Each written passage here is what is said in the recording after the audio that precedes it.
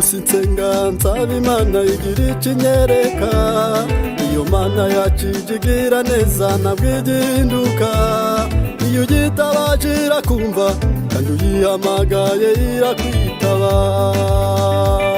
Buri munsi nsenga nsaba Imana igira ikinyereka, iyo Mana yacijigira neza ntabwo igihinduka, iyo ugitabaje irakumva kandi uyihamagaye irakwitaba. Zaririmba zacuranga izabanesheje imirunga ni Yesu. Zaririmba zacuranga izabanesheje imirunga ni Yesu wanesheje. Zaririmba zacuranga izabanesheje mw'ijuru ni Yesu. zaririmba zacuranga izabanesheje imirunga ni Yesu wanesheje.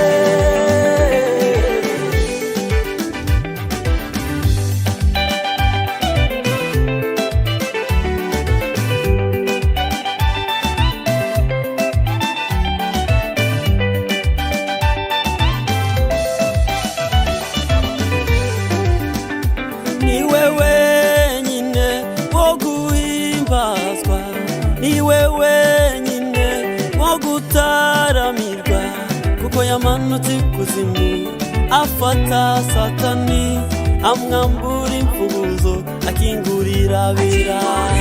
Kuko yamanutse ikuzimu afata Satani, amwambura imfunguzo akingurira abera. Ni Yesu wenyine wo guhimbazwa, ni Yesu ukwiriye gutaramirwa, kuko yamanutse ikuzimu afata Satani, amwambura imfunguzo akingurira abera. Kuko yamanutse ikuzimu afata Satani, amwambura imfunguzo akingurira abera. Zaririmba zacuranga izabanesheje imirunga ni Yesu. Zaririmba zacuranga izabanesheje imirunga ni Yesu wanesheje. Zaririmba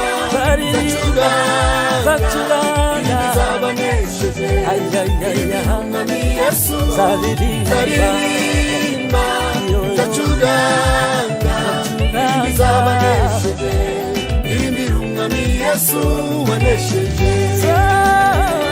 Zaririmba zacuranga izabanesheje imirunga ni Yesu. Zaririmba zacuranga izabanesheje imirunga ni Yesu wanesheje.